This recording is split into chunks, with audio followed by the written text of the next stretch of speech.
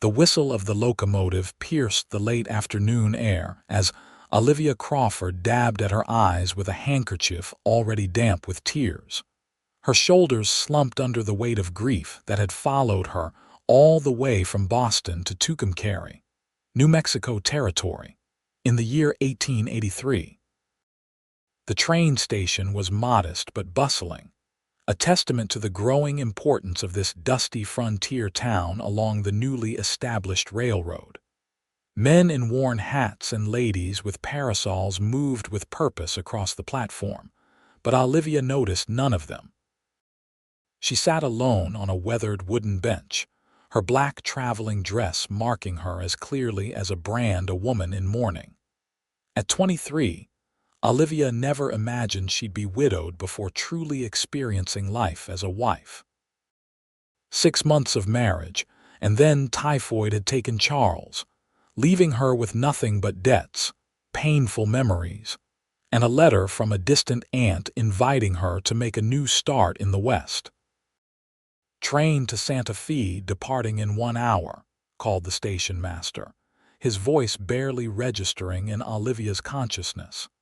The trunk at her feet contained everything she owned in the world.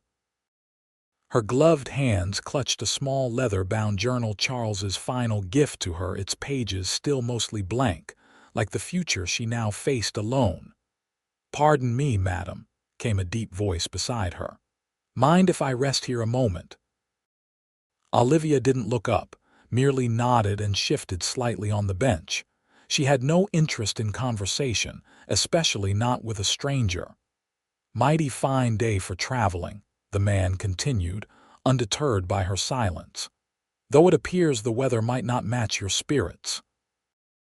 This comment drew her gaze upward. The man who had joined her was tall and broad-shouldered, with sun-bronzed skin that spoke of days spent under the merciless New Mexico sun. His attire marked him immediately: worn leather chaps over denim trousers, a faded blue shirt with the sleeves rolled to the elbows, and a dust-covered Stetson that had seen better days. A cowboy, through and through. "I don't mean to be rude," Olivia said, her Boston accent immediately marking her as an outsider, "but I'm not in the mood for pleasantries." The cowboy studied her face, not with the crude assessment she had come to expect from frontier men, but with genuine concern in eyes the color of a summer sky. "Sometimes talking to a stranger is easier than talking to someone who knows your troubles," he offered, removing his hat to reveal sandy blonde hair that curled slightly at the ends. "And what makes you think I have troubles to discuss?" Olivia replied, straightening her back. The man's mouth curved into a gentle smile. "Madam, I've seen my share of heartache in this world, recognize it in others just as plain as I can spot a lame horse in a corral full of mustangs." He extended a weathered hand. "Adam Zachary, foreman at the Twisted Pine Ranch, about 20 miles north of here." Olivia hesitated before briefly accepting his handshake. "Olivia Crawford," she replied, then immediately returned her attention to her handkerchief, twisting it between her fingers. Adam settled back against the bench, respecting her silence for several long moments before speaking again. "That's a mighty heavy burden you're carrying, Mrs. Crawford. I can see it in your eyes." Olivia's head snapped up, suddenly angry at this stranger's presumption. "And what would you know of my burdens, Mr. Zachary?" "Nothing specific," he admitted, "but I know a broken heart when I see one." He turned slightly toward her, his expression earnest. "And I've got a feeling that whatever's broken yours has driven you all the way out here to our little corner of nowhere." "My personal affairs are none of your concern," she replied, but the sharp edge of her words was dulled by the catch in her voice. Adam nodded, looking out across the station. "Fair enough. Just thought you should know something about these parts." He paused, then said quietly, "Out here, broken things have a way of mending. Broken bones, broken spirits, broken hearts, given enough time and the right kind of care." Olivia felt tears threatening again and blinked rapidly to dispel them. "Some things can't be mended, Mr. Zachary." Adam leaned forward, his elbows resting on his knees, hat in hand. His voice was low, meant only for her ears. "I will heal it." "Excuse me?" Olivia asked, certain she had misheard him. "Your heart," he clarified, his gaze steady and sure. "I don't know what broke it or who's responsible, but I've got a feeling you've come to the right place to find yourself again. This land has a way of healing folks who give it a chance." Something about his quiet confidence both irritated and intrigued her. "That's quite a bold claim from someone who's known me less than 5 minutes." Adam placed his hat back on his head, adjusting it with practiced ease. "Maybe so, but I've always been a good judge of character. And you, Mrs. Crawford, strike me as someone who's got more strength in her than she realizes." Before Olivia could respond, a commotion erupted at the far end of the platform. A group of men, clearly intoxicated despite the early hour, were harassing a young Mexican woman carrying a basket of wares. Adam was on his feet instantly, his relaxed demeanor replaced by alert tension. "Excuse me, madam. Duty calls." Olivia watched as he strode purposefully toward the disturbance. His posture and determined gait caused several bystanders to move out of his way. "Gentlemen," Adam's voice carried across the platform, suddenly authoritative. "The lady clearly isn't interested in your company." The largest of the men, a red-faced brute with a disheveled appearance, turned with a sneer. "Mind your own business, cowboy. We're just having a friendly conversation." "Doesn't look friendly from where I'm standing," Adam replied evenly, positioning himself between the men and the frightened vendor.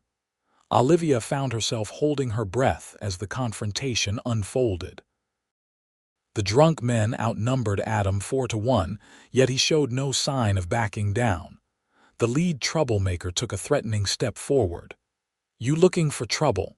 "No, sir," Adam replied calmly. "Just making sure there isn't any."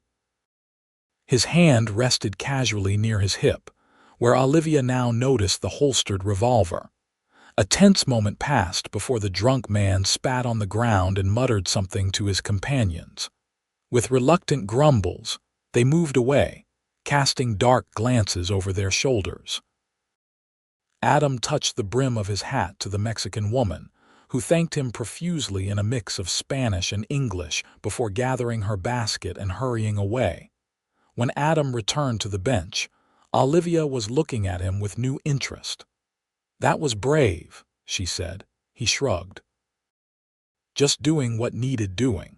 My father always said a man who stands by while others suffer isn't much of a man at all." "Your father sounds like a wise man." "He was," Adam nodded, a shadow crossing his face. "Passed on 3 winters ago. Pneumonia took him quicker than anyone expected." "I'm sorry," Olivia said softly, suddenly feeling a connection to this stranger who also knew loss. "My husband, Charles, he's been gone 6 months now, typhoid." Adam's eyes reflected genuine sympathy. "That's mighty hard, especially for someone so young." "You've come a long way from home, I reckon." "Boston," she confirmed. "I have an aunt who lives here in Tucumcari.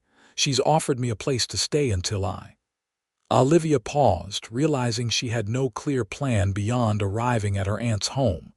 "Until you find your feet again," Adam finished for her. "Tucumcari's a decent town, growing fast with the railroad coming through. Your aunt's name wouldn't happen to be Martha Holloway, would it?" Olivia's eyebrows rose in surprise. "It is. Do you know her?" Adam chuckled. "Everyone knows Miss Martha. She runs the dress shop on Main Street, makes the finest wedding gowns this side of the Mississippi, and has the sharpest tongue in 3 counties. His smile widened. "She's also got the kindest heart, though she'd deny it if you said so to her face." For the first time since her arrival, Olivia felt a small flutter of hope. Perhaps this journey wasn't as foolhardy as she had feared during those long, lonely days on the train. "The stage-coach to town won't be leaving for another hour," Adam noted, glancing at the large clock on the station wall. "Might I suggest some refreshment while you wait? The station cafe serves a decent cup of coffee, and their apple pie is almost as good as my ranch cook's." Olivia hesitated, years of proper Boston upbringing warning against accepting such an invitation from a stranger. Yet something about Adam Zachary's straightforward manner and kind eyes made her reconsider. "I suppose some refreshment would be welcome," she found herself saying. "If you're certain it wouldn't be an imposition." "No imposition at all, Mrs. Crawford." Adam offered his arm, "and it would give me a chance to tell you a bit about Tucumcari, might make the adjustment easier." As they walked toward the small cafe at the end of the platform, Olivia was acutely aware of the curious glances from other travelers. A refined Eastern lady in widow's black on the arm of a rugged cowboy was apparently a sight worthy of attention in Tucumcari. The cafe was simple but clean, with checkered tablecloths and the aroma of fresh baking filling the air.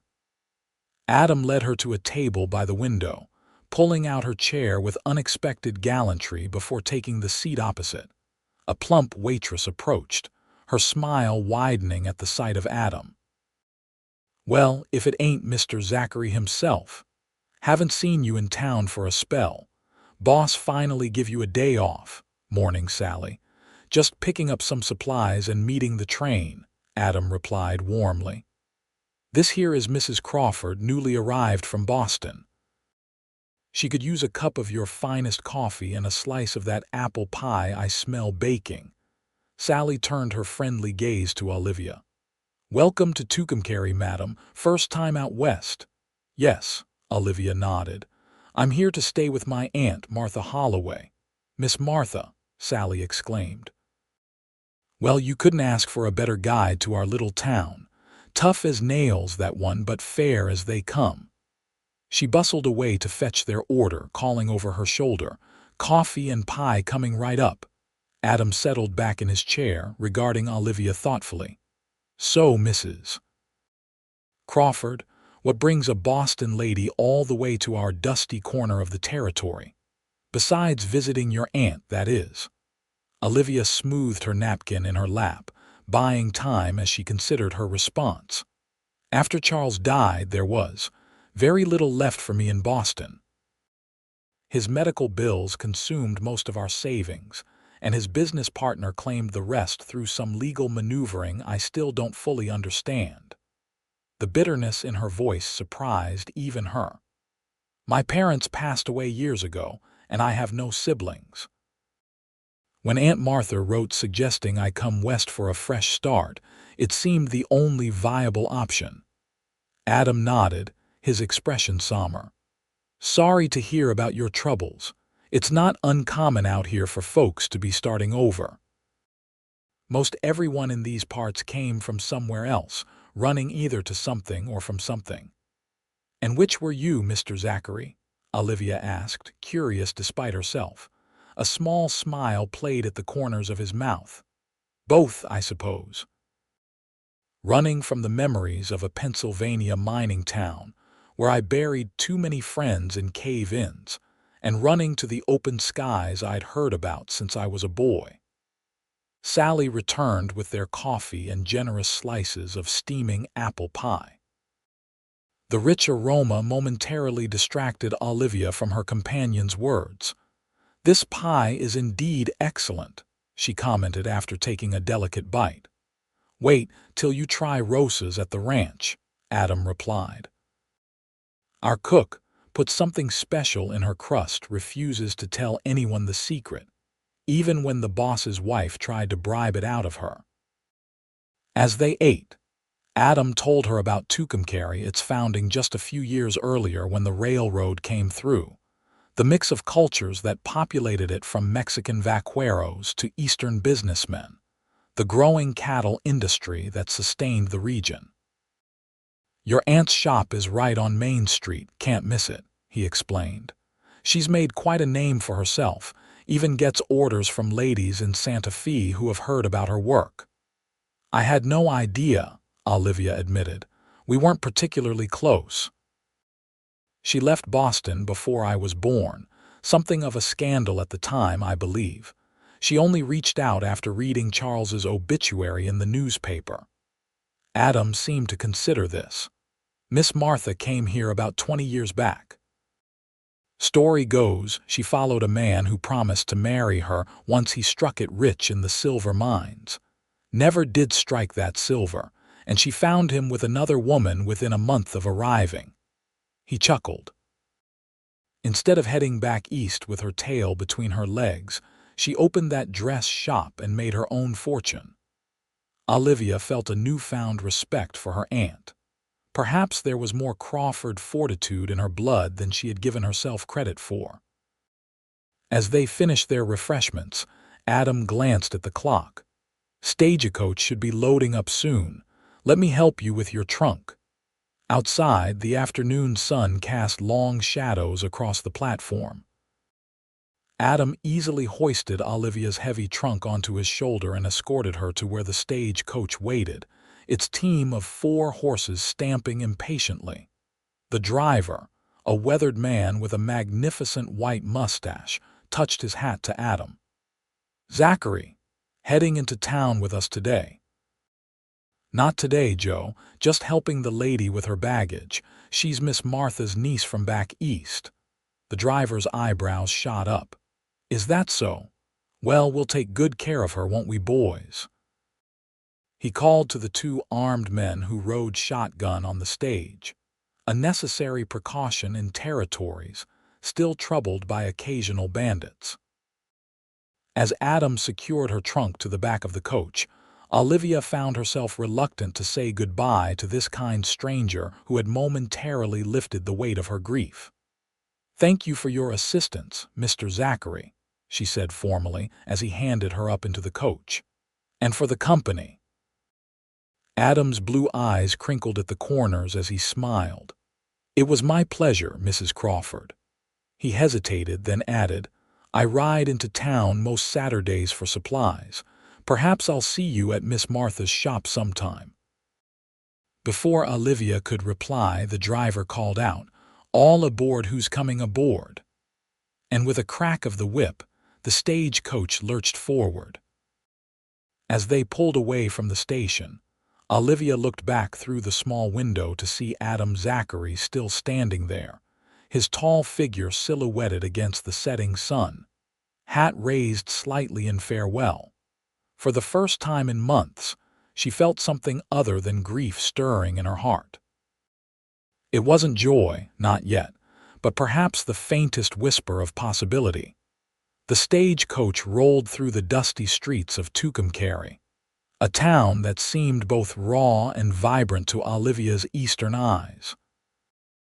Adobe buildings stood alongside newer wooden structures, and people of various backgrounds moved about their business. Mexican families, white settlers, and even a few Native Americans from nearby tribes. When they finally pulled up in front of a neat 2-story building with Holloway fine dressmaking painted in elegant script across the front window, Olivia felt her nervousness return. What if Aunt Martha regretted her invitation? What if Olivia couldn't adapt to this wild country? The door to the shop opened before she had even descended from the coach, and a tall, straight-backed woman with silver-streaked dark hair emerged. Martha Holloway bore little resemblance to the faded daguerreotype Olivia's mother had kept. This woman's face was tanned and lined from years in the western sun, but her eyes, the same deep brown as Olivia's own, were sharp and assessing. "Well, you made it," Martha stated, her voice neither warm nor cold, simply matter of fact. "I was beginning to wonder if you'd changed your mind." "The train was delayed in Denver," Olivia explained, suddenly feeling like a child reporting to a strict schoolmistress. Martha nodded briskly. "Common enough. Joe, put her trunk around back, if you please. The girl looks ready to drop from exhaustion." As the driver complied, Martha finally stepped forward and, after a moment's hesitation, embraced Olivia briefly. "You look like your mother," she said, and for an instant her voice softened. Then, straightening her shoulders, she added, "Come inside. We'll have some supper and you can rest. Tomorrow's soon enough to discuss what happens next." As Olivia followed her aunt into the shop, she couldn't help but wonder what Adam Zachary would think of this formidable woman. The thought brought an unexpected smile to her lips, one she quickly hid as Martha turned to usher her through to the living quarters at the back of the building. Perhaps, just perhaps, her heart wasn't completely beyond repair after all. The next morning, Olivia woke to sunlight streaming through unfamiliar curtains and the distant sounds of a town coming to life. For a disorienting moment, she couldn't remember where she was. Then it all came rushing back: the long journey, her arrival in Tucumcari, and the strange cowboy who had shown her unexpected kindness. Her room above her aunt's dress shop was small but comfortable, furnished with simple, sturdy pieces and brightened by a colorful quilt that Olivia suspected was of local craftsmanship. A wash basin and pitcher waited on the dresser, the water still slightly warm, suggesting her aunt had been in recently. After washing and dressing in one of her simpler black dresses, she would need to transition to half-mourning soon, but hadn't had the heart to pack the gray and lavender gowns, yet Olivia made her way downstairs. The shop was already open, and to Olivia's surprise, quite busy. 3 women were examining fabric samples while Martha efficiently measured a fourth, pins held between her lips as she worked. "Ah, there you are," Martha said upon noticing Olivia. "Ladies, this is my niece from Boston, Mrs. Crawford. She'll be staying with me and helping in the shop."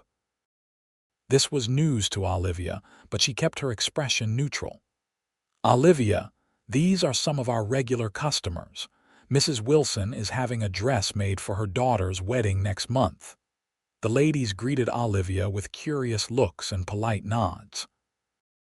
Their dresses, while fashionable, were clearly adapted for the practical realities of frontier life: hemlines slightly higher than would be acceptable in Boston, fabrics chosen more for durability than delicacy. "There's coffee and bread in the back," Martha told her. "Once you've eaten, you can help sort the new shipment of buttons and trims that arrived yesterday." Recognizing the dismissal, Olivia retreated to the small kitchen behind the shop. As she poured herself coffee from the pot keeping warm on the stove, she reflected on her aunt's assumption that she would work in the shop. It made sense, of course. She couldn't expect to live on Martha's charity indefinitely, and she did have some skill with a needle all proper Boston ladies did, though her education had focused more on decorative embroidery than practical dressmaking. By mid-morning, Olivia had sorted 3 boxes of notions and was organizing them in the shop's storage cabinets when the bell above the door jangled. Looking up, she was startled to see Adam Zachary, hat in hand, ducking through the doorway. He looked different in the daylight of the shop, no less imposing in stature, but somewhat more civilized in a fresh shirt and with his hair neatly combed. His eyes found hers immediately, and the smile that spread across his face caused an unexpected flutter in her chest. "Mrs. Crawford," he greeted her. "Good to see you settled in." Before Olivia could respond, Martha emerged from the back room, her eyebrows rising at the sight of the cowboy. "Adam Zachary," she said, crossing her arms, "wasn't expecting you until Saturday." "Don't tell me you've torn another shirt already." Adam chuckled, seeming unintimidated by Martha's stern demeanor. "No, madam, all my shirts are intact, thanks to your fine stitching. Actually, I'm here on behalf of Mr. Davidson. He sends his regards and wanted me to deliver this personally." He produced an envelope from his vest pocket and handed it to Martha. HMPH, Martha grunted, though Olivia detected a softening around her eyes. Thomas Davidson still hasn't learned to come into town himself when he wants something, I see. The boss is busy with the spring calving, Adam explained. Barely sleeps these days, checking on the herd. Martha opened the envelope and scanned its contents. He wants 6 new shirts and 3 pairs of trousers, ready by the end of the month for his trip to Santa Fe. She looked up at Adam with a raised eyebrow. He's cutting it close. Yes, madam, he knows it's asking a lot. That's why he's offering a bonus.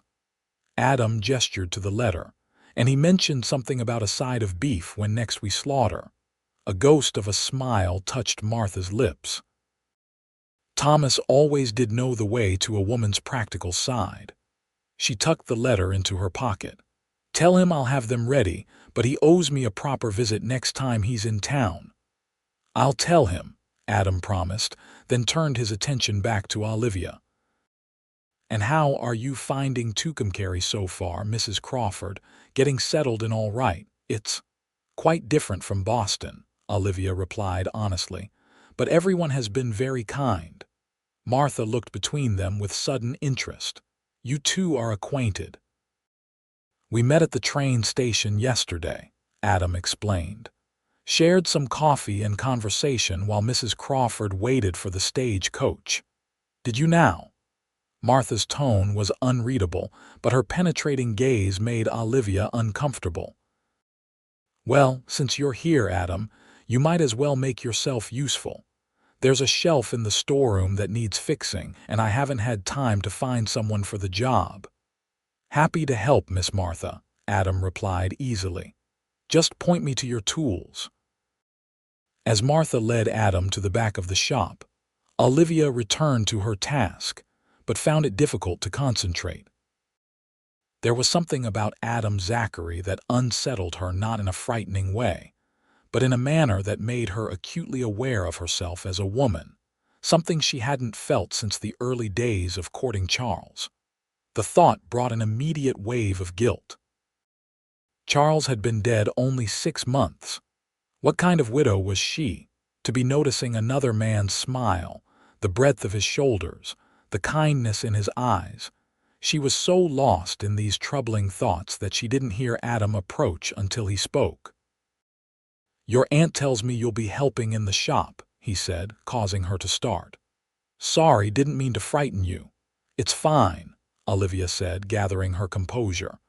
And yes, it seems I will be learning the dressmaking trade. Aunt Martha was rather decisive on the matter. Adam leaned against the counter, a hammer still in his hand from his repair work. Miss Martha is decisive about most things, but you could do worse for a teacher. She's the best seamstress in the territory. So I'm beginning to understand. Olivia nodded toward the hammer. Did you fix the shelf? Good as new, just needed a few extra nails and some tightening of the brackets. He studied her for a moment. If you don't mind my saying so, you look a bit overwhelmed. Olivia sighed. Is it that obvious? Only to someone who's looking, he replied with a small smile. It's a lot to take in, I imagine. New place, new people, new way of life. Everything is so different here, she admitted. The landscape, the people, the pace of life. Even the air smells different. Give it time, Adam advised. The West has a way of growing on folks. Before you know it, you'll be wondering how you ever lived with all those buildings blocking your view of the sky. Olivia couldn't imagine ever feeling that way, but she appreciated his attempt to reassure her. Perhaps. Though at the moment, I'm mostly concerned with not making a complete mess of my aunt's business. I've never made anything more complex than a handkerchief. Adam's laugh was warm and genuine. I've seen Miss Martha teach ranch hands' wives who'd never held a needle before. If they can learn, an educated Boston lady surely can. His confidence was oddly comforting. Thank you, Mr. Zachary. Adam, he corrected her. Out here, we don't stand much on formality unless someone's in trouble. Adam, then, Olivia conceded, feeling strangely bold using his given name. Though I should warn you that proper Boston ladies don't typically address gentlemen by their first names unless they're family. Well, Mrs. Crawford, Olivia, she interrupted, surprising herself. If we're dispensing with formality, it should be mutual. Something flashed in his eyes, approval, perhaps, or pleasure. Olivia, as I was about to say, you're not in Boston anymore. Out here, you get to decide what kind of lady you want to be. The idea was simultaneously terrifying and exhilarating. In Boston, her path had been laid out from birth: proper schooling, advantageous marriage, children, social obligations. Even as a widow, there were strict expectations about her behavior, her dress, her mourning period. But here, 3,000 miles from those who knew her, could she truly reinvent herself? I should get back to work, Olivia said, suddenly needing space to process these thoughts. Aunt Martha will wonder what's keeping me. Adam straightened, respecting her unspoken request for distance. Of course, I should be getting back to the ranch anyway. The boss will be wanting a report. He placed his hat back on his head, adjusting it with practiced ease. It was good seeing you again, Olivia. Likewise. Adam. He turned to leave, then paused at the door. I meant what I said yesterday, you know. This land heals broken things if you give it time. His blue eyes held hers for a meaningful moment. Saturday's the town's social at the church hall. Dancing, food, good company. Miss Martha usually attends. Might be a good way to meet some folks. With a tip of his hat, he was gone, the bell jangling in his wake. Olivia stood rooted to the spot, her mind a whirl of conflicting emotions. The proper widow in her was scandalized at the idea of attending a dance so soon after her husband's death. Yet another part of her, a part she barely recognized, was already wondering if Adam Zachary would be there, and if he might ask her to dance. I see Adam's fixed that shelf. Martha's voice broke into her thoughts as her aunt entered the main shop area. That man can fix just about anything that's broken. She gave Olivia a knowing look. Anything at all. Olivia felt heat rising to her cheeks. He was very kind to offer his assistance. Martha hummed non-committally. Adam Zachary is a good man. One of the few around these parts I'd trust without reservation. Been foreman at the Twisted Pine for 5 years now, could have his own spread if he wanted, but he's loyal to Thomas Davidson. She began rearranging a display of lace trims. He lost his wife and child to cholera about 7 years back, before he came west. Never remarried. Olivia absorbed this information with a pang of sympathy. So Adam too knew the particular agony of losing a spouse. Perhaps that explained his insight into her grief. The social on Saturday, Olivia began hesitantly. Adam mentioned it. Do you usually attend? Martha shot her a sharp glance. I do. Good for business to be seen at community functions. She paused, then added more gently. I know in Boston you'd be expected to observe a full year of deep mourning, but out here, practicalities often trump tradition. No one would think less of you for attending, especially as a newcomer to town. I don't have anything appropriate to wear, Olivia said, gesturing to her black dress. A calculating look crossed Martha's face. We have some lovely lavender silk that just arrived from St. Louis. With your coloring, it would be most becoming. She nodded decisively. Yes, we'll start on a new dress for you tomorrow. Nothing too elaborate, we don't have time for that, but something suitable for a young widow transitioning to half-mourning. Olivia wanted to protest that she wasn't ready to set aside her black garments, that it felt like a betrayal of Charles's memory. But the thought of wearing something other than the stifling mourning clothes, of perhaps catching Adam's eye in a color that brought out the warmth in her complexion. Thank you, Aunt Martha, she said softly. That would be lovely. Martha's expression softened momentarily, and she patted Olivia's hand in a rare gesture of affection. "Life goes on, my dear. Even when we think it shouldn't, even when we're certain our hearts can't bear another beat, they do. And eventually, we find ourselves grateful for it." With that surprisingly poetic statement, Martha returned to her work, leaving Olivia to wonder if her aunt was speaking from personal experience, and if perhaps there was more to Martha Holloway's story than she yet knew. The next few days passed in a blur of activity, as Olivia began learning the dressmaking trade under Martha's exacting tutelage. Her aunt proved to be a demanding but patient teacher, correcting Olivia's stitches with firm guidance rather than harsh criticism. "Your handwork is quite fine," Martha observed on the third day, examining a seam Olivia had just completed. "You have a natural eye for detail. With practice, you could become quite skilled." Coming from Martha, this was high praise indeed, and Olivia felt a small surge of pride.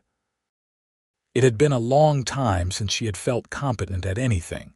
Between lessons in the shop, Martha put Olivia to work on her own dress for the social. The lavender silk was as beautiful as promised, with a subtle sheen that caught the light as it moved. The pattern was simpler than the elaborate fashions Olivia had worn in Boston, but the color and cut were undeniably flattering. By Saturday afternoon, as she stood before the small mirror in her room adjusting the finished garment, Olivia barely recognized herself. 6 months of grief had left her thinner than before, but the western sun had already begun to add a healthy glow to her complexion. The lavender brought out warm highlights in her chestnut hair, which she had arranged in a simpler style than her usual elaborate coiffure. "You'll do," Martha pronounced from the doorway, her own attire a practical but well-made dress of deep blue. "The color suits you." "Thank you," Olivia replied, turning to face her aunt, "both for the dress and for everything else. Your generosity in taking me in, teaching me." Martha waved away the thanks. "Your family, and you work hard, which is more than I can say for some who have passed through my door looking for charity." She checked the small watch pinned to her bodice. "We should leave soon if we want to get a decent seat for supper." The church ladies always put on quite a spread. As they walked the short distance to the church hall, Olivia felt conspicuous in her colored dress. Though Martha had assured her that Western customs were more relaxed regarding morning attire, she couldn't shake the feeling that she was somehow dishonoring Charles's memory. "Stop fidgeting," Martha admonished as they approached the hall, from which sounds of music and laughter already emanated. "You look perfectly appropriate. No one here will judge you for setting aside full mourning a bit early." The church hall was transformed for the occasion with paper lanterns and wildflowers adorning the simple space. Long tables laden with food lined one wall, while a small group of musicians played lively tunes at the front of the room. Couples were already dancing, their movements more enthusiastic than technically correct by Boston standards. Martha was immediately greeted by several townspeople, and Olivia found herself introduced to a dizzying array of names and faces: the banker's wife, the schoolteacher, the blacksmith and his family. Everyone was polite, if curious about the newcomer from the East. "Miss Martha, you've outdone yourself with this dress," exclaimed a plump, friendly woman who introduced herself as Mrs. Peterson, the minister's wife. "Such a lovely color on your niece." "Thank you," Martha replied, accepting the compliment with a nod. "Olivia has a natural grace that makes even simple designs look elegant." Olivia was touched by her aunt's praise, especially given in public, but before she could respond, a hush fell over the nearby conversations. Following the direction of people's gazes, Olivia saw Thomas Davidson, owner of the Twisted Pine Ranch, entering the hall with several of his men, including Adam Zachary.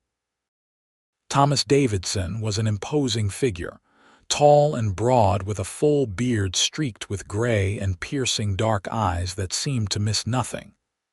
Beside him, Adam looked younger and more approachable, though no less impressive in his own way. He had traded his work clothes for clean dark trousers, a crisp white shirt, and a well-cut vest. His hair was neatly combed and his boots polished to a shine. "Thomas Davidson only comes to town events a few times a year," Martha murmured to Olivia.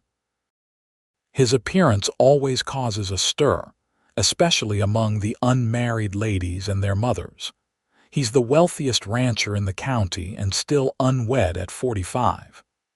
As if sensing their discussion, Davidson's gaze swept the room and landed on Martha.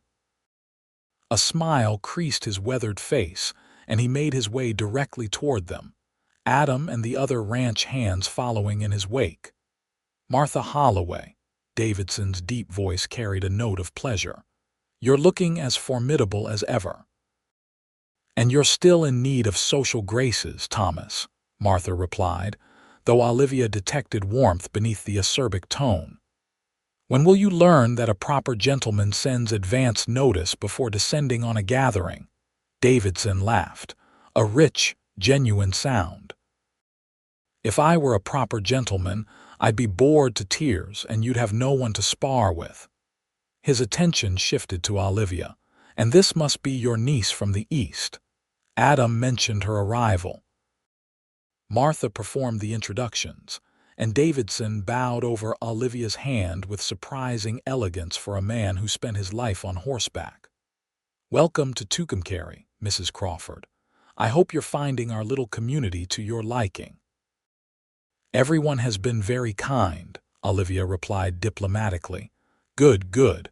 We're a friendly bunch despite Martha's attempts to convince newcomers otherwise." Davidson winked at Martha, who rolled her eyes in response. "Now, I believe I owe your aunt a dance, if you'll excuse us." To Olivia's astonishment, Martha allowed herself to be led onto the dance floor by the rancher, though she maintained her air of dignified tolerance throughout. "They've known each other for 20 years. Adam's voice came from beside her, causing Olivia to start slightly. "Been dancing around each other just as long." Olivia turned to face him, suddenly aware of how her pulse quickened at his proximity. "They seem comfortable together." Adam's smile was knowing. "That's one way of putting it. The whole town's been waiting for them to admit their feelings for years." He regarded her appreciatively. "You look beautiful tonight, Olivia. The color suits you." "Thank you," she replied, fighting a blush. "Aunt Martha made it." "Well, I helped, but she did most of the work." "It's a fine piece of craftsmanship," he nodded, then hesitated briefly before adding, "Would you care to dance? Unless it's too soon after your loss. I'd understand if you're not ready." His consideration touched her deeply. In Boston, a widow would never consider dancing during her mourning period, but here, with the music playing and couples whirling around the floor, the strictures of her former life seemed impossibly distant. "I would like that," Olivia found herself saying. "Though I should warn you, I may be out of practice." Adam offered his arm with a smile that crinkled the corners of his eyes. "Don't worry, the steps aren't complicated and I promise not to step on your toes." As he led her to the dance floor, Olivia was aware of curious glances from the townspeople. The newcomer widow dancing with Adam Zachary was clearly a topic of interest. She pushed aside her discomfort, focusing instead on the solid presence of her partner as he guided her into position for a lively reel. "Just follow my lead," he said, his hand warm and steady at her waist. The music swept them into motion, and Olivia was surprised to find Adam an accomplished dancer. He moved with the same natural grace he displayed on horseback, guiding her through the turns and steps with confidence. When she missed a step, he smoothly compensated without drawing attention to her error. "You dance very well for a cowboy," she remarked during a brief pause in the music. Adam chuckled. My mother insisted all her sons learn, said a man who can dance well will never lack for female company. A wise woman, Olivia replied with a small smile. And was she right about the female company? His eyes twinkled with good humor. I suppose I've never had to stand against the wall at a social, if that's what you're asking. The music changed to a slower waltz, and Adam drew her slightly closer, still maintaining a respectable distance. The three-quarter time was familiar to Olivia from countless Boston ballrooms, but dancing it with Adam felt entirely different from her previous experiences. There was a naturalness to his movements, an honest enjoyment of the music and the moment that contrasted sharply with the calculated social maneuvering of Eastern society dances. You're a long way from home, Adam observed as they moved across the floor. Do you miss it terribly? Olivia considered the question seriously. I miss certain aspects, the familiarity, the gardens in spring, the libraries and concerts, but Boston holds painful memories now. She hesitated, then admitted, and there's something about the openness here, the lack of pretense, that I find refreshing. The West isn't without its challenges, Adam cautioned. Winters can be brutal, summers scorching. The work never really ends and comforts are fewer than what you're accustomed to. You sound as though you're trying to discourage me, Olivia noted, studying his expression. Adam's gaze was steady. Not at all. Just want you to have clear eyes about what you're stepping into. Too many Easterners come west with romantic notions and leave broken-hearted when reality doesn't match their dreams. I assure you, my romantic notions died with my husband, Olivia said, more sharply than she intended. Immediately, she regretted her tone. I'm sorry, that was unkind. No need to apologize for honesty, Adam replied, his hand tightening slightly at her waist in reassurance. Grief has sharp edges. I remember well enough. The music drew to a close, and Adam led her from the floor toward the refreshment table. Would you like some punch? Mrs. Peterson makes it with wild berries. Puts the fancy Eastern drinks to shame if you ask me. Olivia accepted gratefully, her throat dry from dancing and conversation. As Adam handed her a cup, their fingers brushed, sending an unexpected jolt through her that had nothing to do with the exertion of dancing. There you are, Martha's voice broke the moment as she approached, fanning herself vigorously. Thomas Davidson still dances like a man trying to win a race rather than court a lady. Adam grinned. The boss doesn't do anything halfway, Miss Martha. You should know that by now. Martha harumphed, but Olivia detected a pleased flush on her aunt's cheeks. Olivia, I've just been speaking with Mrs. Wilson about making her daughter's trousseau. She was most impressed with your stitching on the sample handkerchiefs we showed her yesterday. Really? Olivia was surprised. She had worked diligently on the delicate embroidery, but hadn't expected her efforts to merit professional notice so soon. Don't sound so astonished, Martha chided. You have talent, girl. Just need experience and confidence to develop it fully. She glanced between Olivia and Adam with shrewd eyes. I see you two found each other quickly enough. Adam was kind enough to ask me to dance, Olivia explained, feeling oddly like a debutante caught in an improper flirtation rather than a widow of 6 months. Martha hummed, her expression unreadable. Well, don't monopolize my niece all evening, Adam. There are others who should meet her. Yes, madam, Adam replied with good-natured deference, though I was hoping for one more dance before supper is served. Martha's lips twitched. One more, then. But mind you return her in time to help me serve the Davidson order tomorrow. Those shirts won't sew themselves. As Martha moved away to speak with another customer, Adam turned to Olivia with an apologetic smile. Your aunt is protective. That's a good thing. She's been kinder than I had any right to expect, Olivia admitted. I arrived on her doorstep with little warning and fewer prospects. Most relatives would have been far less welcoming. Adam studied her over the rim of his punch cup. You sell yourself short, Olivia Crawford. You're educated, well-spoken, quick to learn, and determined enough to cross a continent alone after losing everything. Those are qualities worth admiring. His frank assessment left her momentarily speechless. In Boston, compliments to ladies were typically restricted to appearance or accomplishments deemed suitably feminine: music, art, perhaps languages. No one had ever praised her determination or resilience. "Thank you," she said simply, unable to articulate how deeply his words affected her. The evening continued with more dancing, delicious food, and introductions to what seemed like half the town. Adam was called away several times to confer with his employer or greet acquaintances, but he invariably returned to Olivia's side, as if drawn by some invisible connection neither of them acknowledged openly. As the social drew to a close near midnight, Adam escorted Olivia and Martha back to the dress shop, Davidson joining them for the short walk. "I'll be by tomorrow afternoon for those shirts, Martha," Davidson said as they reached the shop door. "And I expect you'll join me for supper afterward." It wasn't quite a question, nor quite a command. Martha raised an eyebrow. "If the shirts are to your satisfaction, perhaps I might be persuaded." Davidson's laugh rumbled in the quiet street.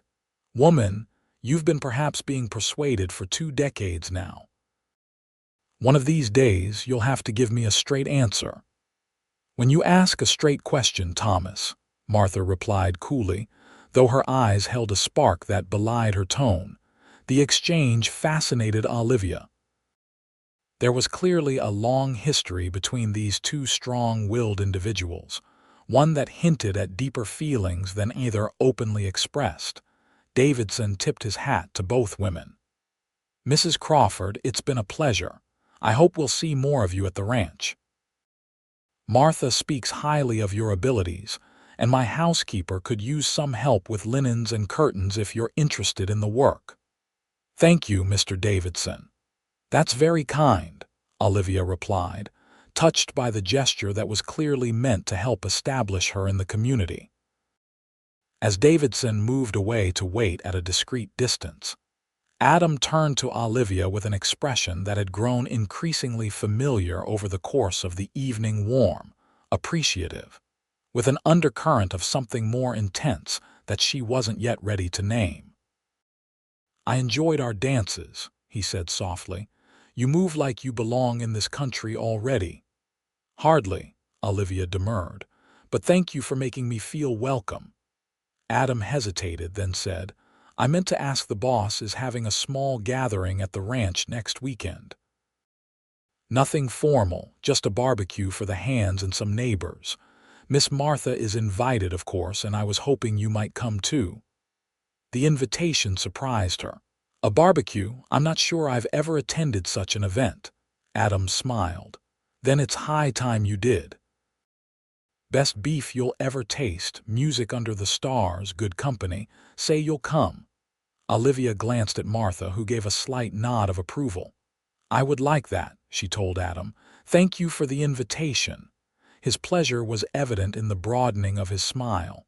"Good. I'll come to town on Friday to fetch you both, if that suits." With final good nights, Adam joined his boss, and the two men walked away into the darkness. Olivia watched until they disappeared around a corner, aware of Martha's scrutiny. "Adam Zachary is not a man to trifle with," Martha said as they entered the shop, her tone matter of fact rather than accusatory. "His heart was badly broken when he lost his wife and child. If you're not serious, best to make that clear now before feelings deepen." Olivia was taken aback by her aunt's directness. "I assure you, I have no intention of trifling with anyone's feelings. I'm still in mourning for Charles." Martha lit a lamp and regarded her niece steadily. "Are you?" Or are you mourning the life you thought you would have, rather than the man himself? The question struck Olivia like a physical blow. That's a very personal question. Indeed it is, Martha agreed, unperturbed. And one you should answer honestly for yourself before things progress further with Adam. Nothing is progressing, Olivia protested. We've shared a few dances, some conversation. That hardly constitutes a courtship. Martha's expression softened slightly. Perhaps not in Boston. But out here, when a man like Adam Zachary dances with the same woman 3 times in one evening and escorts her home, people notice, and they draw conclusions. Olivia sank onto a chair, suddenly weary. I don't know what I feel, Aunt Martha. Charles and I had a comfortable marriage, but it was more a partnership of compatible temperaments than a grand passion. His death devastated me, but I'm beginning to wonder if what I'm mourning most is the security I lost, rather than the man. The admission felt both traitorous and liberating. Martha sat beside her, laying a work-roughened hand over Olivia's. There's no shame in that, child. Many marriages are built on less, and grief is grief, regardless of its complexities. But Adam. Olivia trailed off, uncertain how to articulate the confusing emotions the cowboy stirred in her. Adam makes you feel alive again, Martha finished for her. There's no shame in that either. Just be certain of your own heart before you engage his. He deserves that much. Olivia nodded, grateful for her aunt's straightforward wisdom. I will be, I promise. Good. Martha rose, practical as ever. Now get some rest. We have a busy day tomorrow with the Davidson order, and if I know Thomas, he'll expect perfection. As Olivia prepared for bed that night, she found herself replaying the evening in her mind, the warmth of Adam's hand at her waist, the admiration in his eyes when he saw her in her new dress, the easy way he included her in conversations with others, his evident pleasure in her company. For the first time since Charles's death, she had experienced moments of genuine happiness, moments when grief receded enough to allow other emotions space to breathe. It was both frightening and exhilarating. I will heal it, Adam had said that first day at the train station, referring to her broken heart. At the time, she had dismissed his words as the empty promise of a stranger. Now, as she drifted toward sleep, Olivia wondered if perhaps he had been right after all. The following weeks fell into a rhythm that gradually began to feel like a new normal to Olivia. Mornings and afternoons were spent in the dress shop, learning her aunt's trade with increasing confidence. Evenings were often quiet, with Martha teaching her to cook Western-style meals or sharing stories of her early years in the territory. Adam rode into town most Saturdays, ostensibly on ranch business, but he invariably found time to visit the dress shop. Sometimes, he brought small gifts, a jar of wild honey from a hive the ranch hands had discovered, a book of poetry he'd ordered from Santa Fe, wildflowers that made Martha cluck her tongue but secretly pleased Olivia.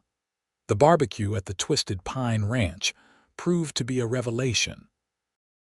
The sprawling property, with its sturdy main house, bunkhouses, barns, and corrals, impressed Olivia with its self-contained efficiency. Davidson was a generous host, clearly respected by his men and neighbors alike. Adam showed her around with evident pride, introducing her to the Mexican cook who had taught him Spanish, the old wrangler who could predict weather from the behavior of horses, the young cowboys who looked to Adam with undisguised admiration. You've built a life here, Olivia observed as they walked along the creek that gave the ranch its name, the twisted pine trees casting dappled shadows on the water. I have, Adam agreed, hands in his pockets as he strolled beside her. Wasn't what I planned, but sometimes life has better ideas than we do. Do you ever miss Pennsylvania? Your family there? Adam considered the question. I miss my brothers sometimes, though we write. My parents are gone now, but Pennsylvania never felt like home the way this land does."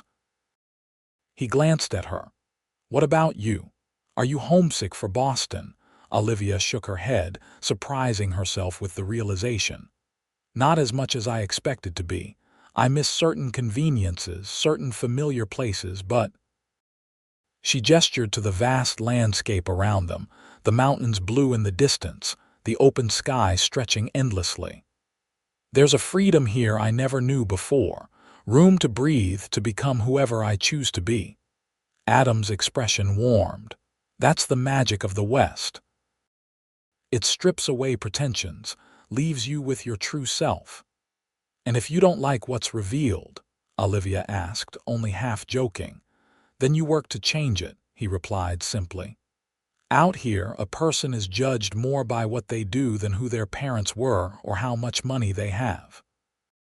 They walked in comfortable silence for a while, the sounds of celebration from the main ranch house a distant backdrop to their private conversation. "I've been meaning to ask," Adam said eventually. "How much longer do you plan to stay with Miss Martha?" The question caught Olivia off guard. I haven't really thought beyond the immediate future. Aunt Martha has been kind enough to offer me a home for as long as I need one." Adam nodded, his expression thoughtful. "She's a good woman, despite that prickly exterior, but I was wondering if you'd considered other possibilities." "Making a more permanent life here, I mean." Olivia's heart quickened. "What sort of possibilities?" Adam stopped walking and turned to face her directly. "Olivia, I've grown very fond of you these past weeks. I think you know that." "Adam," she began, suddenly nervous, he held up a hand.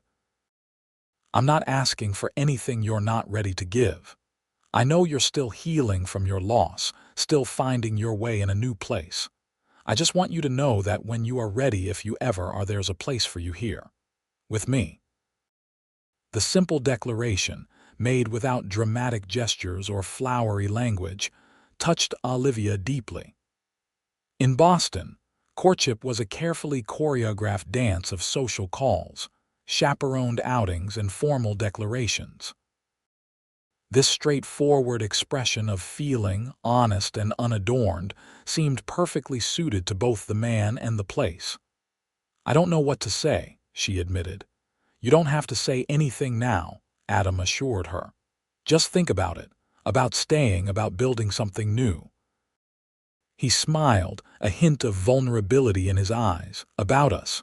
Before she could respond, a call came from the direction of the ranch house. "Adam, Mrs. Crawford, the dancing starting." Adam offered his arm. "Shall we, Mrs. Peterson will be heartbroken if she doesn't get to see you try the Virginia real Western style." Grateful for the momentary reprieve from having to respond to his quasi-proposal, Olivia placed her hand on his arm. "Lead the way, Mr. Zachary." The remainder of the evening passed in a blur of music, laughter, and dancing, but Olivia's mind kept returning to Adam's words, "A place for you. With me." The possibility both thrilled and terrified her. On the wagon ride back to town, with Martha dozing opposite them and the stars brilliant overhead, Adam's hand found hers in the darkness. He didn't speak, didn't press for an answer to his unasked question. He simply held her hand, his calloused fingers warm and steady around hers, as if to say, "I'm here, whenever you're ready." Olivia didn't pull away. Summer faded into autumn, bringing cooler temperatures and a change in the quality of light that transformed the landscape around Tucumcari. The dress shop grew busier as people prepared for the coming winter, ordering warmer clothing and bringing items to be mended before the cold set in. Olivia's skills had improved dramatically under Martha's tutelage. She now handled many customers on her own, took measurements with confidence, and had even designed several garments that earned Martha's grudging approval. "You have an eye for how fabric moves with the body," Martha observed one evening as they closed up the shop. "That's something that can't be taught," Coming from her aunt, this was extraordinary praise, and Olivia felt a surge of pride. "Thank you. I've had an excellent teacher." Martha waved away the compliment.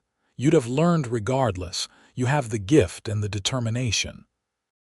She hesitated, then added, "I've been meaning to speak with you about the future." Olivia looked up from the account book she was balancing. "Oh, yes, business has been good, better than expected with your help, in fact. I'm considering expanding the shop, perhaps adding a line of ready-made items for those who can't afford custom work." Martha's tone was matter-of-fact, but Olivia sensed an underlying significance to her words. "That sounds like a wonderful idea," Olivia replied cautiously. "It would mean more work, more responsibility," Martha continued. "I'd need a partner, not just an assistant." The implication was clear, and Olivia felt a rush of emotion. "Are you offering me a partnership in the business, Aunt Martha?" "I'm getting older," Martha said simply. "Can't keep working these hours forever. Your family, you're capable, and you've proven yourself these past months." She looked directly at Olivia. "So yes, I'm offering you a partnership with the understanding that eventually the business would pass to you entirely." Olivia was speechless. The offer was incredibly generous, a chance for true independence that few women, Eastern or Western, ever achieved. I don't know what to say," she finally managed. "It's more than I ever expected." Martha snorted. "It's no charity, if that's what you're thinking. You've earned it with hard work, and it makes good business sense. Customers like you, especially the younger ones. You bring new ideas, fresh perspectives." "May I have some time to consider?" Olivia asked, her mind whirling with implications. Martha's shrewd eyes narrowed. "This is about Adam Zachary, isn't it?" Olivia felt heat rise to her cheeks. "Not entirely, but yes, he is a factor in my considerations." "Has he asked you to marry him then?" "Not formally," Olivia admitted, "but he has made his intentions clear." Martha nodded, unsurprised. "And your feelings on the matter?" Olivia sighed, setting down her pencil. "I care for him deeply, more than I thought possible after Charles, but marriage would mean living at the ranch, giving up the independence I've just begun to taste." "Not necessarily," Martha countered. "Many married women run businesses in the West. It's not Boston, with its rigid separations of spheres. And Adam isn't the type to cage a bird that needs to fly." "You think I could do both? Be a wife and a businesswoman?" Martha's expression softened in a rare show of understanding.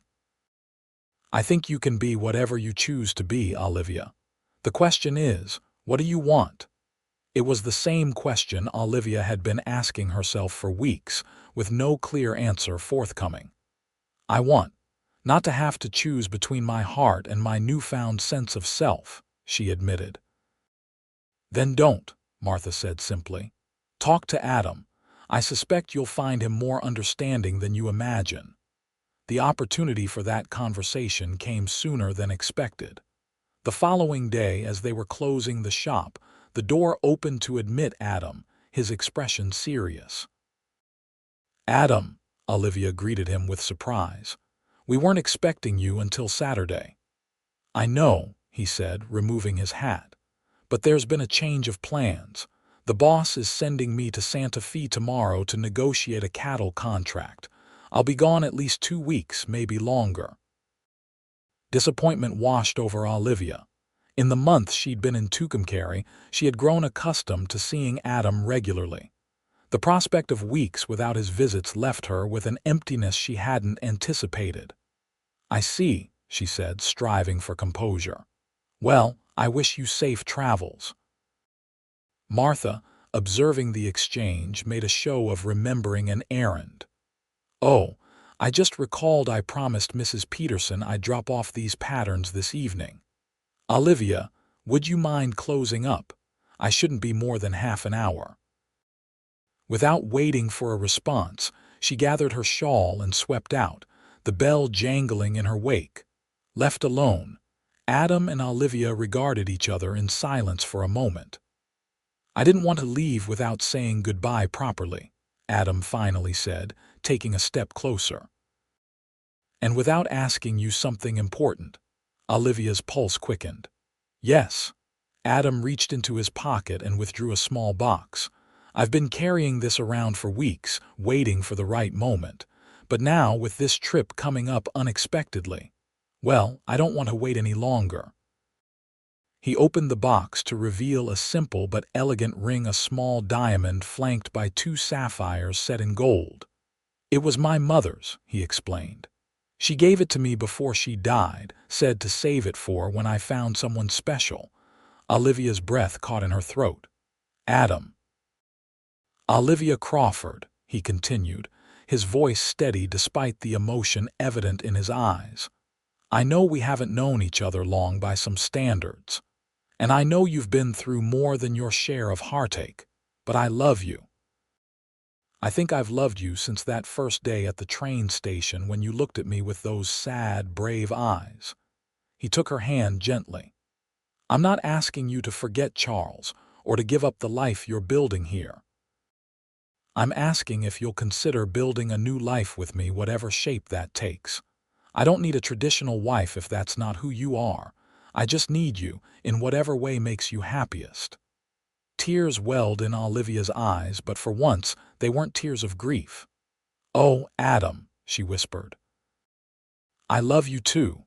I've been so afraid to admit it, so guilty for feeling this way when Charles has been gone less than a year, but I can't deny it anymore."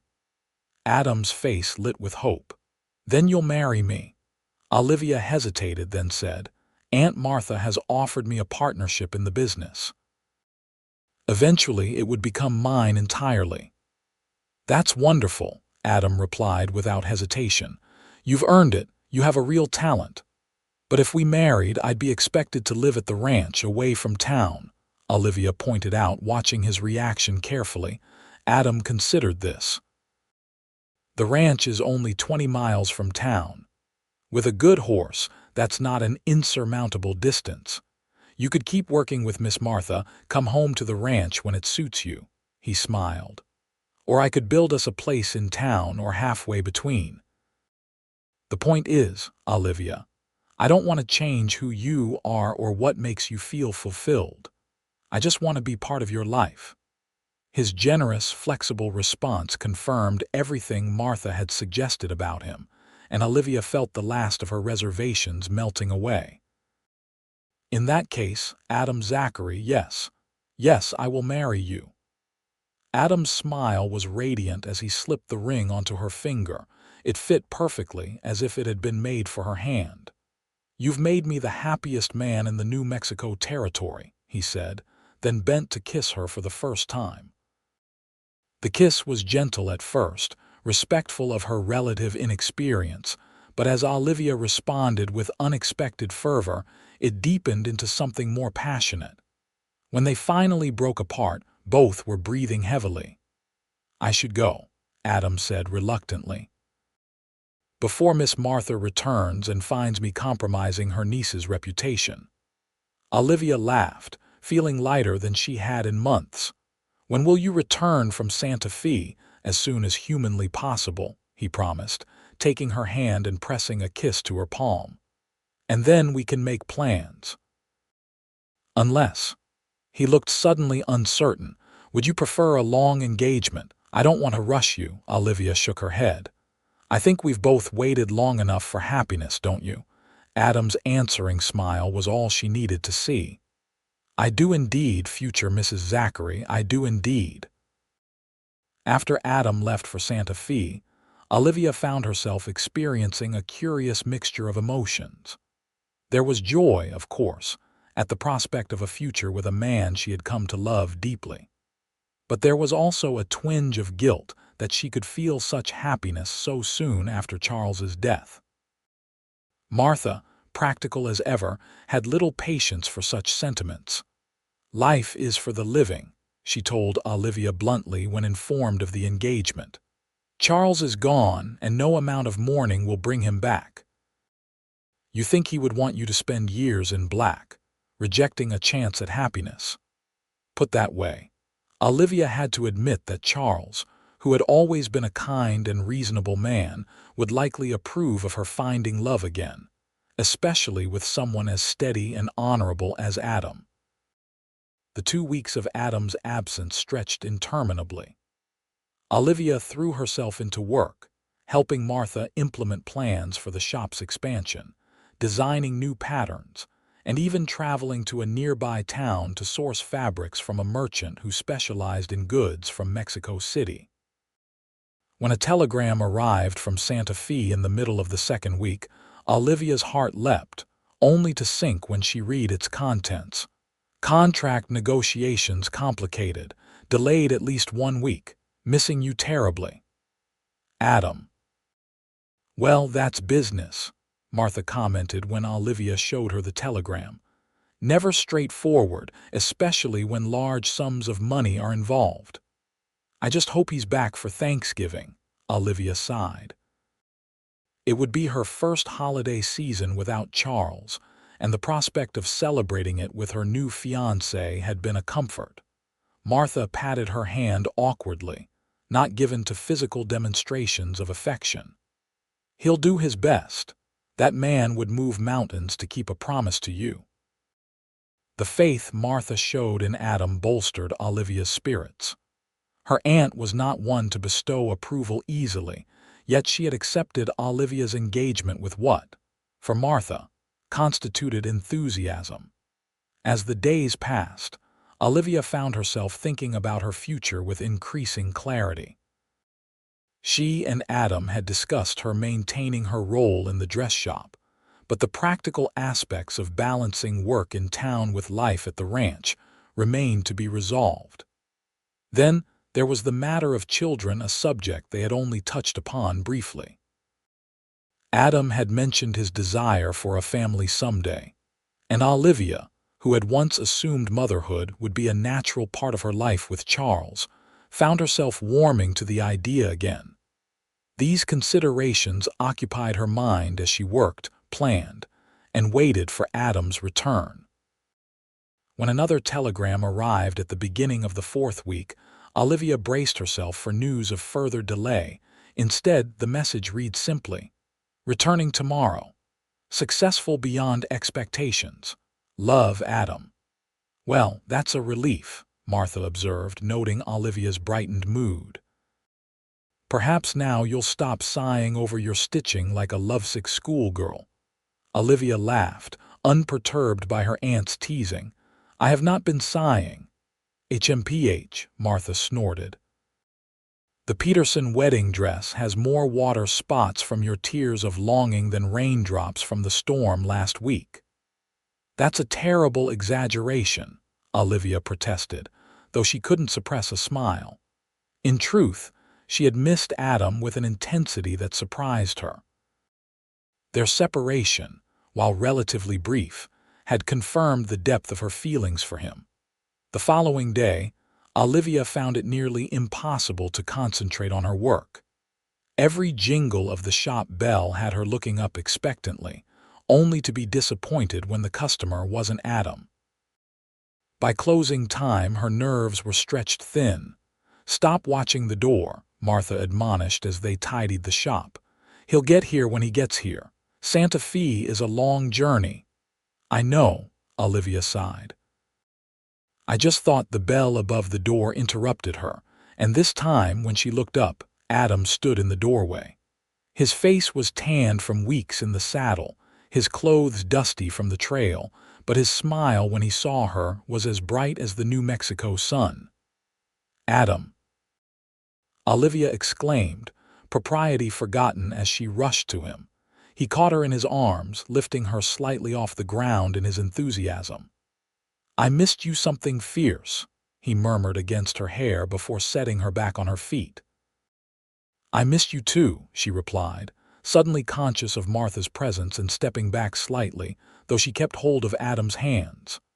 "Successful trip, I take it?" Martha asked, her tone dry but her eyes approving. Adam nodded, his gaze never leaving Olivia's face. "Very. The boss is pleased as punch. got better terms than we expected, and secured a new contract with the Army to supply beef to 3 forts. "That's wonderful news," Olivia said, genuinely happy for him and the ranch. "There's more," Adam continued, his expression turning serious. "The boss was so pleased with the deal that he's offering me a partnership, a small share of the ranch to start, with the opportunity to increase my stake over time." Olivia's eyes widened. "Adam, that's incredible. A partnership at your age, it's a tremendous opportunity." "It is," he agreed. "And it means more security for our future. A ranch foreman makes a decent wage, but a partner—" He shook his head slightly, as if still absorbing the change in his fortunes. "It means we could build our own house on ranch property, closer to town than the main house. And there'd be money for help around the place. So you wouldn't have to choose between being a wife and continuing your work here." The thoughtfulness of his planning, the way he had immediately considered how his good fortune could address her concerns about their future together, moved Olivia deeply. Martha cleared her throat. "Well, this calls for a celebration. I have a bottle of good whiskey in the back. And I suppose I could close the shop a bit early today." Coming from Martha, this was an extraordinary concession, and Olivia shot her aunt a grateful look. "Thank you, Aunt Martha." As Martha retreated to fetch the whiskey, Adam pulled Olivia close again. "I thought of you every day," he said softly. "Every night under the stars, I'd look up and wonder if you were seeing the same sky, thinking of me." "I was," Olivia assured him, her hands resting on his chest. "More than I should admit to, perhaps," Adam chuckled. "There's no should about it. Not between us." Then he kissed her, a kiss that spoke of weeks of longing and the promise of a lifetime together. Olivia responded with equal fervor, all doubts and guilt finally laid to rest. When they broke apart, she was breathless and certain in a way she had never been before. "When can we be married?" she asked impulsively. Adam's eyebrows rose in surprise. "I thought you might want time to plan, to prepare. Don't all women dream of elaborate weddings?" Olivia shook her head, smiling. "Perhaps some do, but I've already had one wedding with all the Boston trimmings. What I want now is simply to be your wife, to start our life together." The joy that spread across Adam's face was answer enough, but he put it into words anyway. "In that case, Mrs. Crawford, what would you say to Christmas? Just a small ceremony here in town with our closest friends." "Christmas would be perfect," Olivia agreed, her heart full. Martha returned with the whiskey and 3 glasses, her usual stern expression softened by what might have been approval. "I couldn't help overhearing. Christmas, is it? Well, I suppose that gives me just enough time to make a proper wedding dress." She eyed Olivia critically. "I'm thinking ivory silk with lace trim, not white, inappropriate for a widow, but not colors either. A compromise between tradition and practicality." "That sounds lovely, Aunt Martha," Olivia said, touched by her aunt's immediate acceptance of their plans. As Martha poured the whiskey, Adam raised his glass in a toast. "To new beginnings, and to the 2 most formidable women in the New Mexico territory." "To family," Martha countered, surprising both of them with the sentiment. "Old and new." "To love," Olivia added simply, her eyes meeting Adam's over their glasses as they drank the toast. Olivia felt a sense of rightness settle over her. The journey from Boston had been long and painful, marked by grief and uncertainty. But here, in this frontier town she had never heard of before her husband's death, she had found not just survival but renewal, not just acceptance, but love. Adam had promised to heal her heart that day at the train station. It had seemed an impossible claim then, made by a stranger who couldn't possibly understand the depth of her loss. Yet somehow, against all expectations, he had been right. The broken pieces of her heart had not disappeared. She would always carry the memory of Charles, always honor what they had shared. But around those pieces, something new had grown stronger, perhaps, for having known sorrow, more appreciative of joy for having experienced its absence. As she looked at Adam's face, alight with love and promise, Olivia silently thanked the twist of fate that had brought her to that train platform in Tucumcari, to the bench where a kindly cowboy had sat beside a grieving widow and offered the most unexpected gift of all: hope. The weeks leading up to Christmas passed in a blur of activity. Olivia divided her time between the dress shop, which grew busier with holiday orders, and preparations for the wedding. True to her word, Martha created a stunning wedding dress of ivory silk, its simple lines elevated by exquisite hand-embroidered details that showcased both women's talents. Adam rode into town whenever his duties at the ranch allowed, sometimes staying overnight at the hotel to maximize their time together. They used these precious hours to plan their future, the design of the house they would build on ranch land, halfway between the main ranch and town. How often Olivia would work at the dress shop, their hopes for children in the years to come. "I've been thinking about names," Adam admitted one evening as they sat before the fire in Martha's small parlor, her aunt having tactfully retired early to give them privacy. "If we have a son, I'd like to name him after my father, William." "William Zachary," Olivia tested the name. "It has a strong sound to it. And if we have a daughter—" Adam hesitated, then said softly, "I thought perhaps Margaret after your mother, unless—" He trailed off, suddenly uncertain, unless that would be too painful a reminder. Olivia felt a rush of tenderness at his consideration. No, it would be an honor to her memory. Margaret Zachary, Maggie perhaps for every day. Adam's smile was warm as he took her hand. "Maggie Zachary, I like the sound of that." These quiet moments of connection, of building a shared vision for their future, cemented Olivia's certainty about their decision to marry. She found herself looking forward to Christmas not just as her wedding day, but as the beginning of a new chapter in her life, one filled with purpose, partnership, and love. The week before Christmas brought a heavy snowfall that blanketed Tucumcari in white, transforming the dusty frontier town into a scene from a fairy tale. Olivia, who had feared she might miss the snowy New England winters, found the New Mexico version just as beautiful, the white expanse broken only by the dark silhouettes of distant mesas and mountains.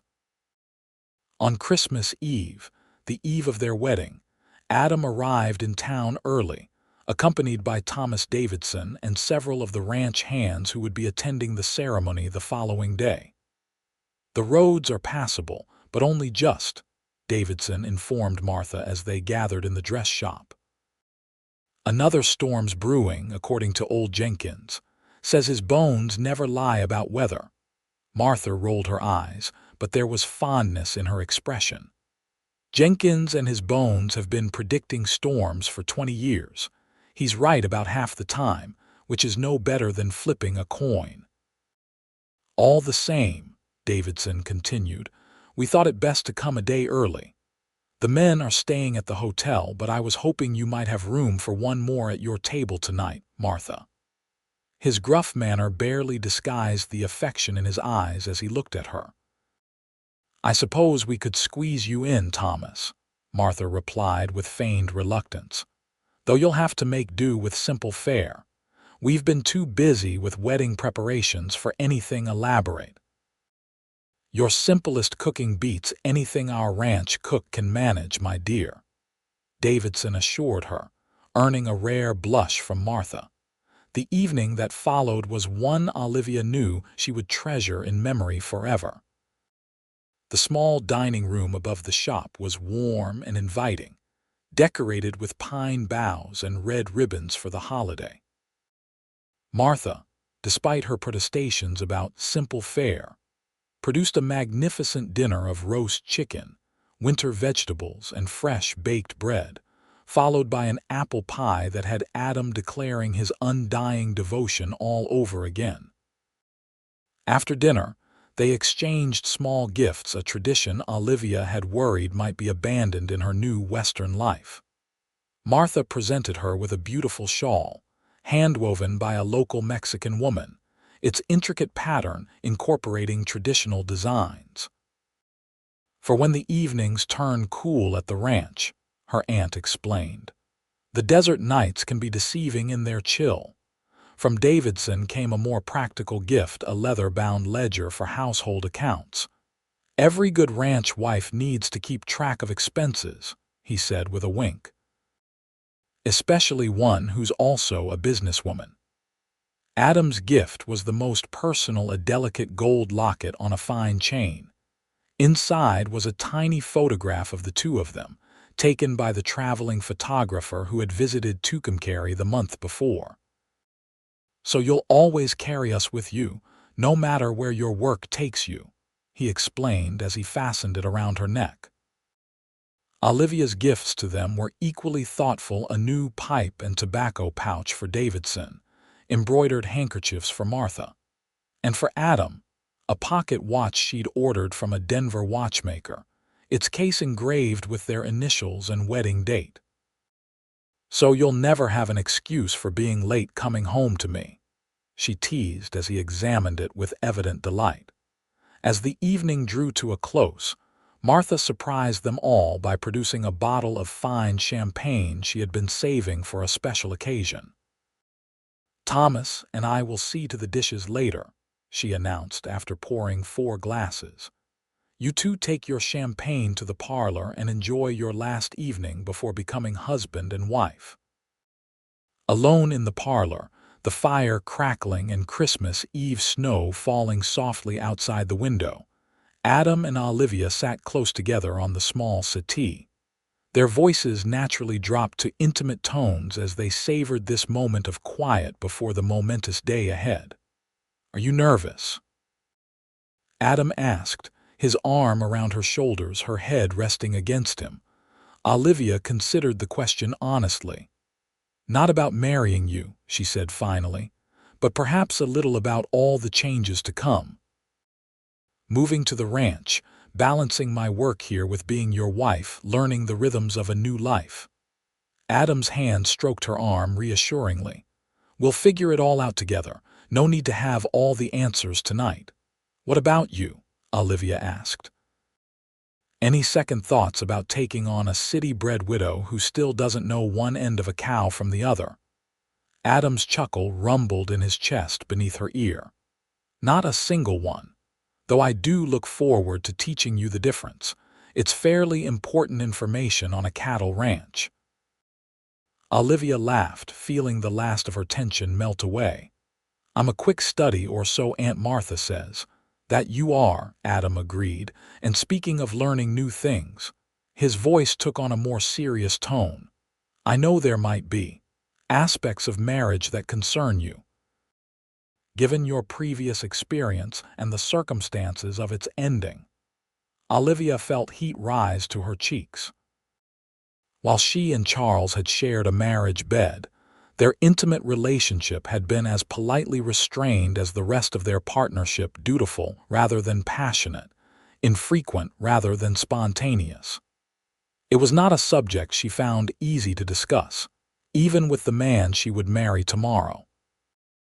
I only want you to know, Adam continued gently, sensing her discomfort, that we'll take things as slowly as you need.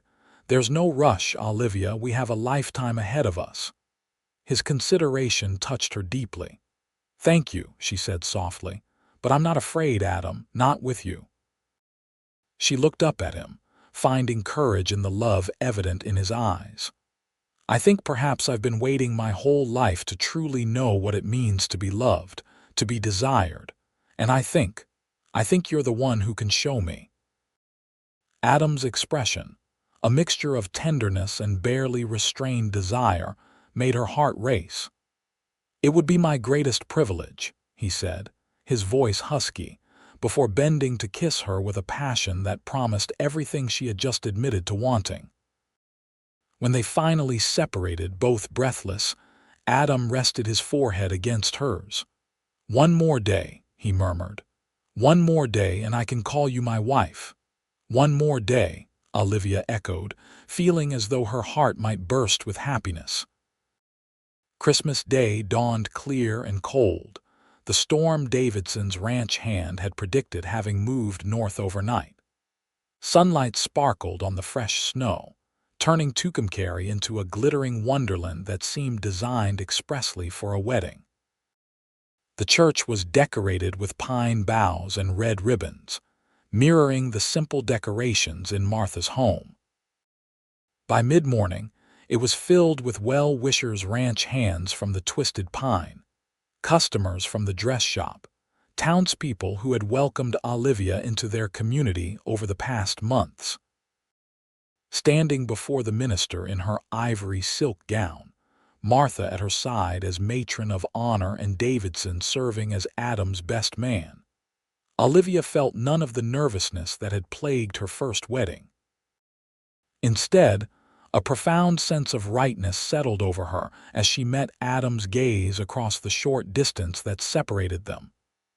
"Dearly beloved," the minister began, his voice carrying clearly through the small church. "We are gathered here in the sight of God and this company to join together this man and this woman in holy matrimony."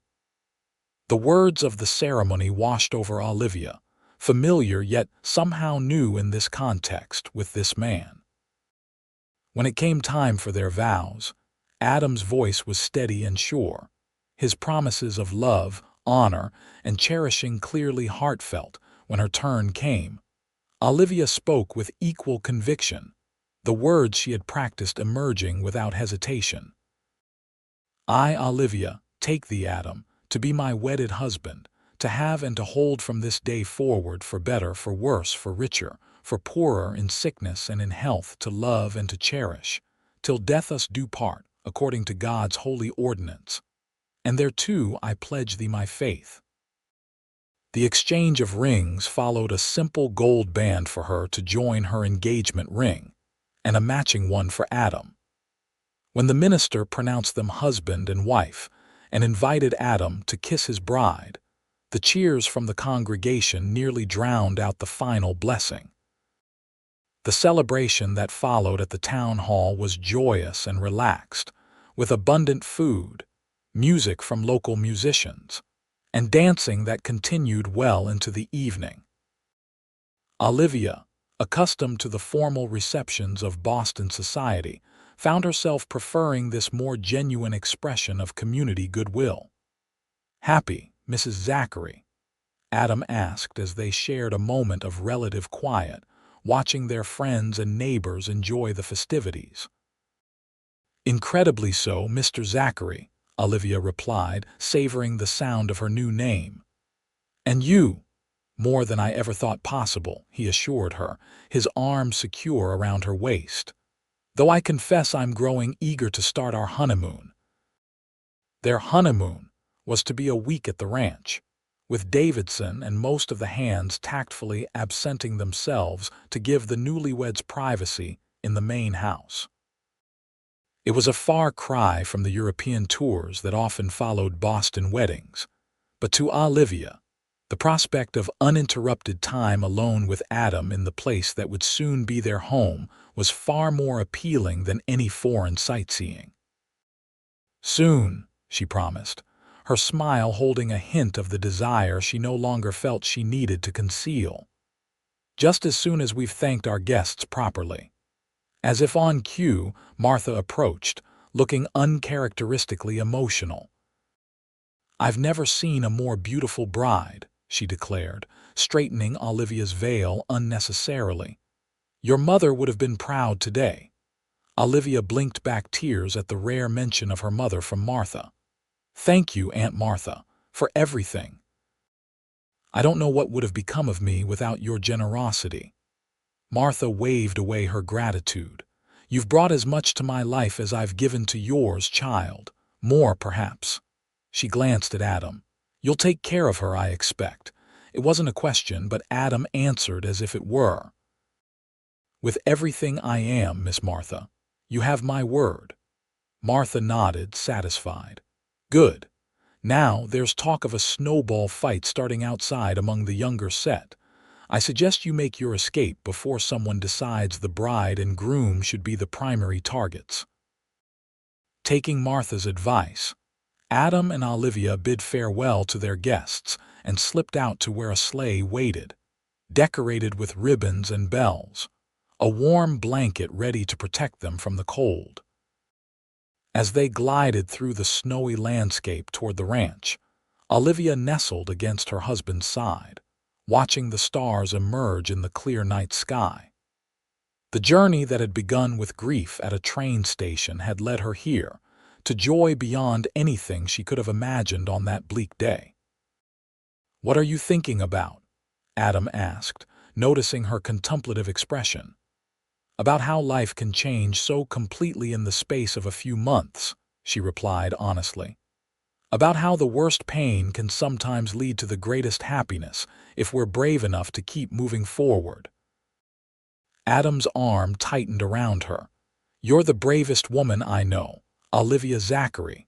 She smiled at the sound of her new name. "Brave enough to start a new life with you, brave enough to believe in love again." "Brave enough to let me heal your heart," Adam added softly, echoing his words from their first meeting. "Yes," Olivia agreed, lifting her face for his kiss as the sleigh carried them toward home and all the promise of their future together. "And for that, I will be forever grateful."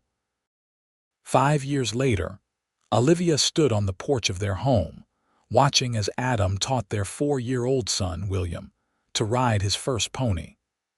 The little boy's delighted laughter carried across the yard, his dark hair so like his mother's ruffling in the spring breeze.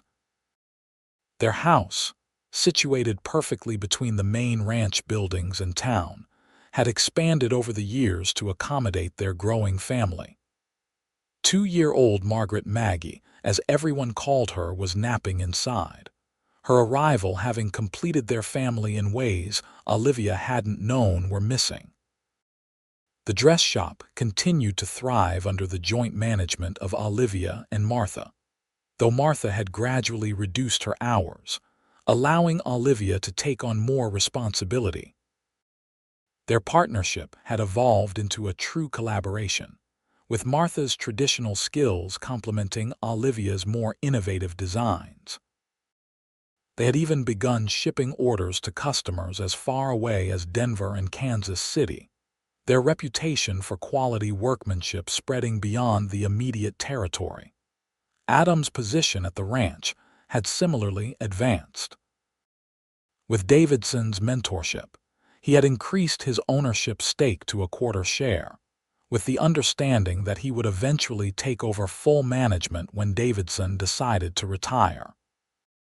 The arrangement suited everyone. Davidson had never married or had children, and viewed Adam as the son he'd never had. Martha and Davidson had finally acknowledged their long-standing feelings for one another, marrying in a quiet ceremony 3 years earlier. They maintained separate residences, Martha adamantly refusing to give up her independence entirely, but shared their lives in a way that suited their strong personalities. "Mama, look at me," William called, sitting proudly on his pony as Adam led them in a circle. "I see you, sweetheart." Olivia called back, waving. "You're doing wonderfully." Adam looked up, catching her eye with a smile that still made her heart skip a beat after all these years. In that moment, with the New Mexico sun warming her face and the evidence of their happiness visible all around her, Olivia felt a profound sense of gratitude.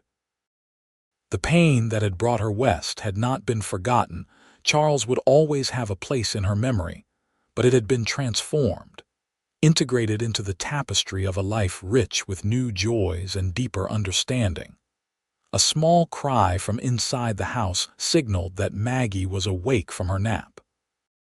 As Olivia turned to go to her daughter, She cast one more glance at her husband and son, silhouetted against the backdrop of mountains that had become as familiar to her now as the Boston skyline once was. "Thank you," she whispered, though there was no one to hear. A thank you to Charles, whose love had shaped her early adulthood. A thank you to Martha, whose stern affection had given her a foundation in a new land. A thank you to Adam, who had kept his promise made on a train station bench to a heartbroken stranger. Most of all, a thank you to herself for having the courage to step off that train, to sit on that bench, to open her heart when it seemed impossible that anything could heal its brokenness. Inside, Maggie's cries grew more insistent. Outside, William's laughter blended with Adam's deeper voice in a harmony that spoke of security and belonging. And in between, standing on the threshold of the home they had built together, Olivia Zachary embraced the fullness of a life redeemed by love's healing power.